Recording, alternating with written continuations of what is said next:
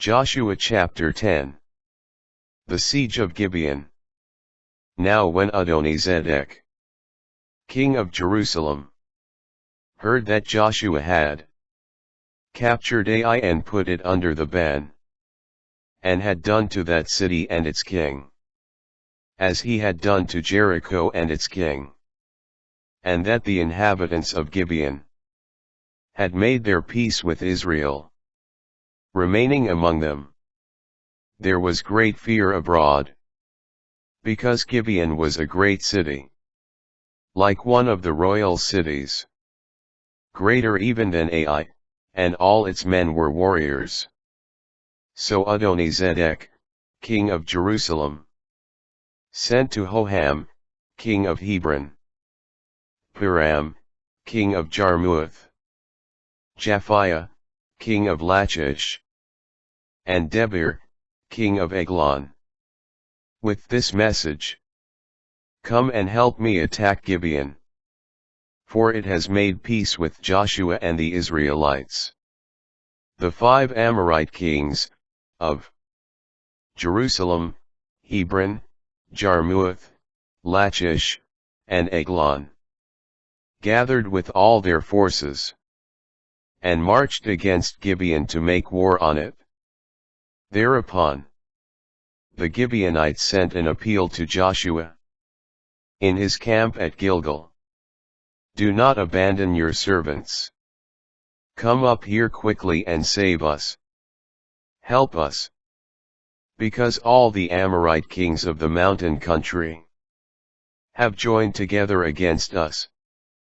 Joshua's victory. So Joshua marched up from Gilgal, with all his army and all his warriors.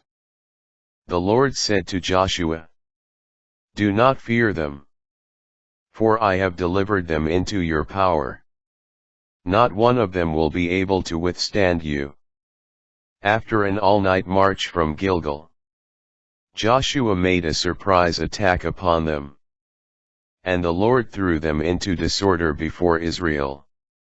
The Israelites inflicted a great slaughter on them at Gibeon, and pursued them down the Beth-horon slope, attacking them as far as Azekah and Makkedah, while they fled before Israel. Along the descent of Beth-horon, the Lord hurled great stones from the heavens above them all the way to Azekah, killing many. More died from these hailstones than the Israelites killed with the sword. It was then, when the Lord delivered up the Amorites to the Israelites, that Joshua prayed to the Lord, and said in the presence of Israel: Sun, stand still at Gibeon. Moon, in the valley of Ajalon. The sun stood still. The moon stayed, while the nation took vengeance on its foes. This is recorded in the book of Jasher. The sun halted halfway across the heavens. Not for an entire day did it press on.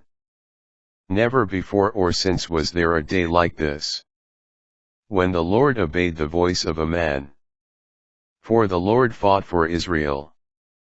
Then Joshua and all Israel returned to the camp at Gilgal. Execution of Amorite kings. The 5 kings who had fled hid in the cave at Makkedah.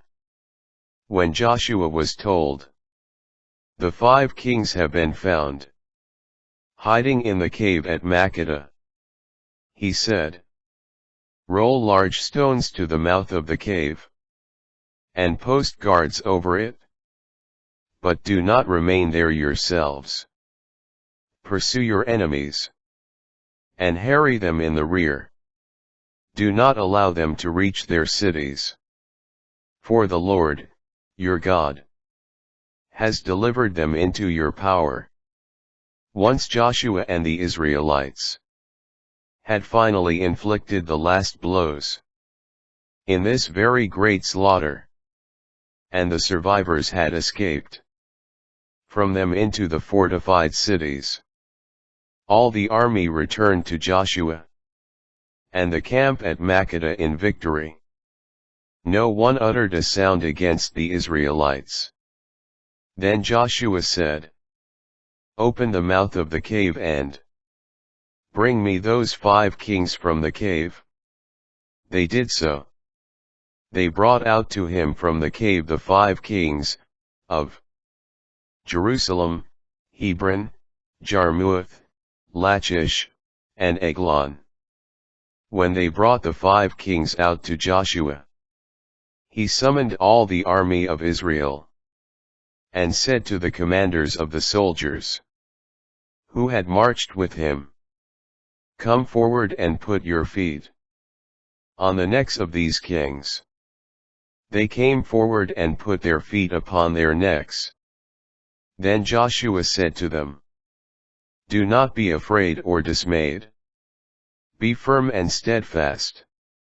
This is what the Lord will do to all the enemies against whom you fight." Thereupon Joshua struck and killed the kings, and hanged them on 5 trees, where they remained hanging until evening. At sunset Joshua commanded that they be taken down from the trees, and be thrown into the cave, where they had hidden. Over the mouth of the cave, large stones were placed, which remain until this very day. Conquest of southern Canaan. Makkedah, 2. Joshua captured and put to the sword at that time. He put the city, its king, and every person in it under the ban, leaving no survivors. Thus he did to the king of Makkedah what he had done to the king of Jericho. Joshua then passed on with all Israel from Makkedah to Libnah, and attacked it, and the Lord delivered it, with its king, into the power of Israel. He put it to the sword with every person there, leaving no survivors. Thus he did to its king what he had done to the king of Jericho. Joshua next passed on with all Israel from Libnah to Lachish, where they set up a camp during the attack. The Lord delivered Lachish into the power of Israel, so that on the 2nd day, Joshua captured it and put it to the sword, with every person in it, just as he had done to Libnah.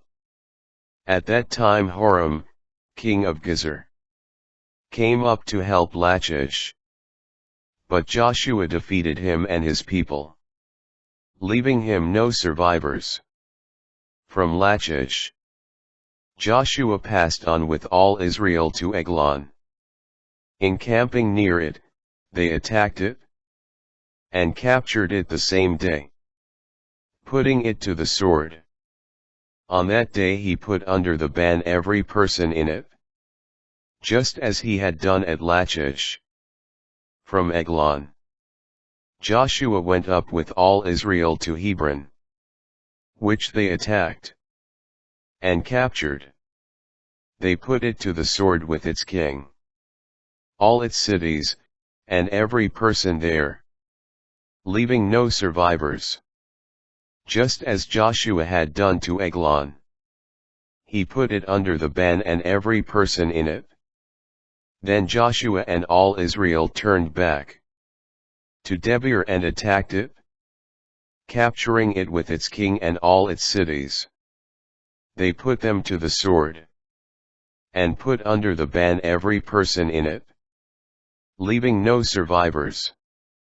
Thus he did to Debir and its king what he had done to Hebron, as well as to Libnah and its king. Joshua conquered the entire land, the mountain regions, the Negeb, the Shephelah, and the mountain slopes, with all their kings. He left no survivors, but put under the ban every living being, just as the Lord, the God of Israel, had commanded. Joshua conquered them. from Kadesh Barnea to Gaza, and all the land of Goshen to Gibeon. All these kings and their lands Joshua captured all at once. For the Lord, the God of Israel, fought for Israel. Thereupon Joshua with all Israel returned to the camp at Gilgal.